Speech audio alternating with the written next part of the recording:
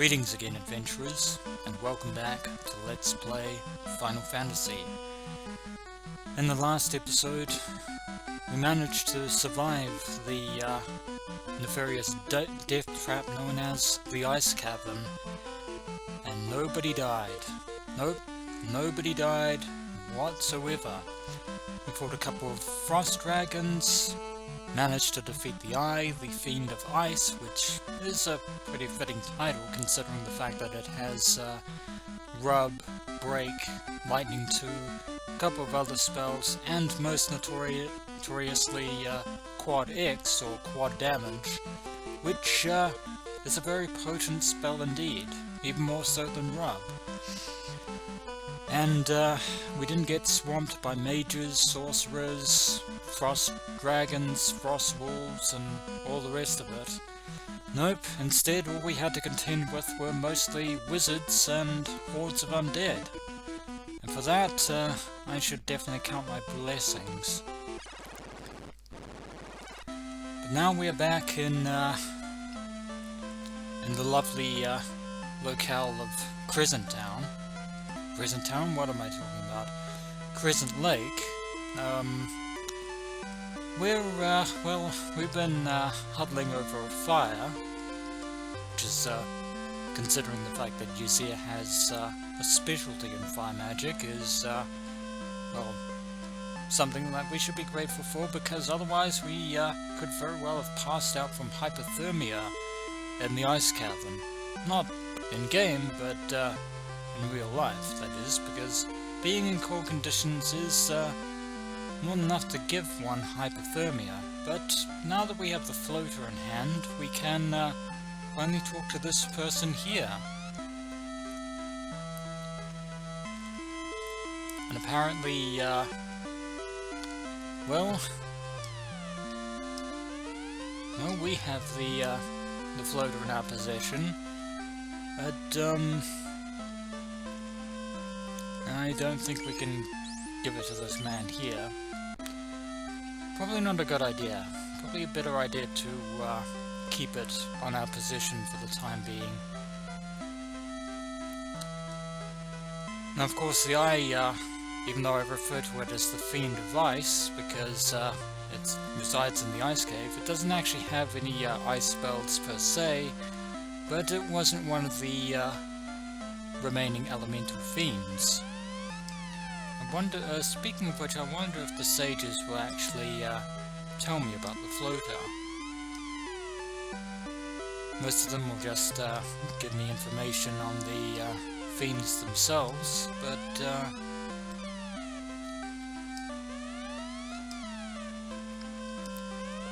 and we're just basically talking with them again.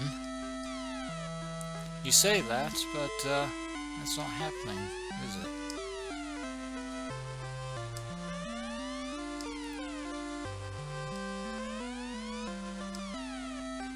What do you have to say about the floater, Lucan? Absolutely nothing. Well, the person who has been looking for the floater for the last 10 years doesn't know what to do with it. So, there was somebody up in Mount Durga, the Dwarven Cave, that was digging for the floater. Maybe we should pop back to the Dwarven Cave and pay him a visit. And see what he can tell us about where and how to use the floater. So, I shall see you all back at Mount Durga. One moment, adventurers.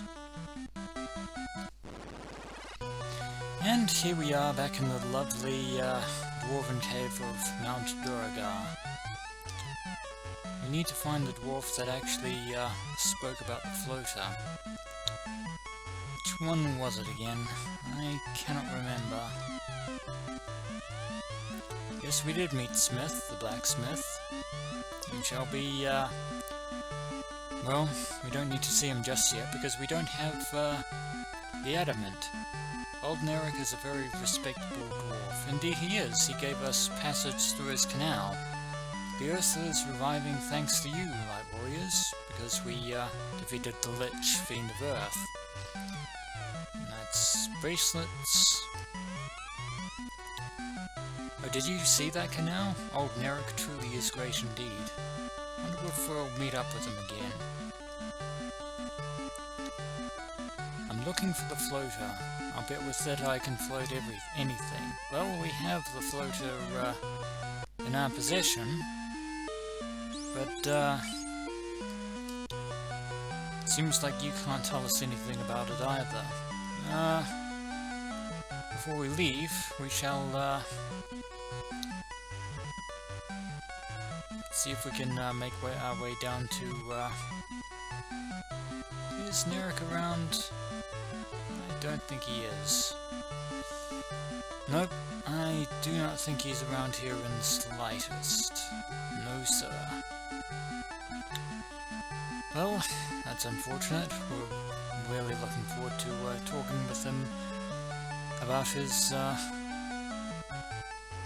canal. I think we've pretty much talked to all these dwarves over here. And there's Smith, who needs adamant, adamantium that we still do not have, unfortunately.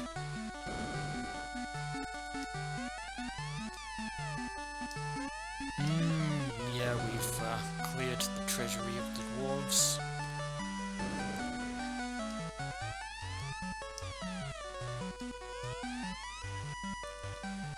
And this dwarf here mentions the TNT, which we gave to Nerrick in order to build this canal. So, well, the dwarves couldn't tell us how to use the floater or where to use it, so we're just going to have to keep searching until we actually find out what we're supposed to do. So, bear with me for a few more moments, adventurers.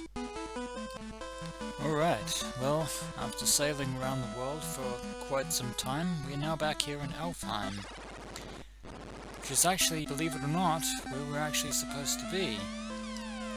And people are finally saying, well, starting to say that the prince is finally awake. I guess news spreads quickly. And there's more sound glitches. Nope, they seem to have resolved themselves. That's always nice. Yeah, well, regarding the floater, guess who we have to talk to in order to get some actual useful information? This elf over here. In the desert south of the crescent, something is emerging from below the sand. Use the floater. And what could he be referring to?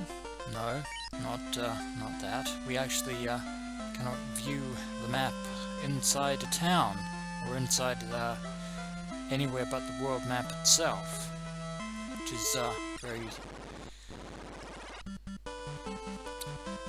very handy to know. So if we have a look at our trusty map again, the only desert south of the Crescent is that space that's currently below Crescent Lake, because there just happens to be a desert there. So, I shall see you by the desert below Crescent Lake, adventurers. One moment. And here we are at the desert below Crescent Lake, and luckily enough there is a place that we can actually canoe to actually reach this particular point. And more cobras and scorpions blocking the way. One moment.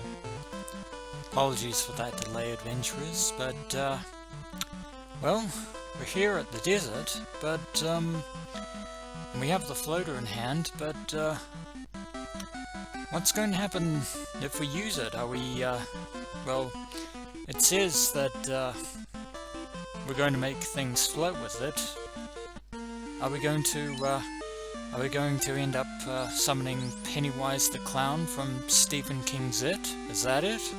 No, adventurers, that's not what's going to happen if we use the floater.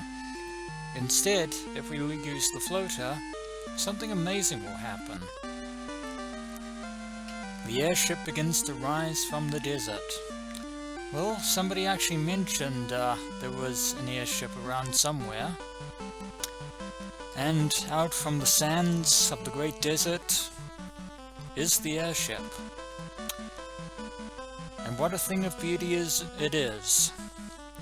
Oh, trust me, it is a marvel of engineering.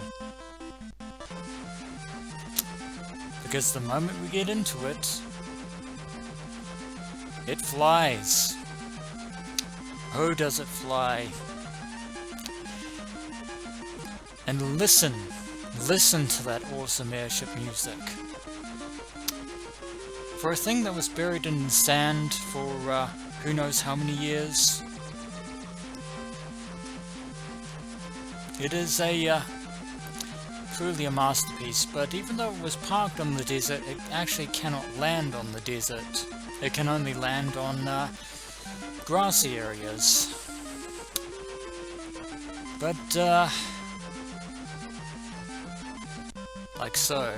But that is going to be our replacement for the ship.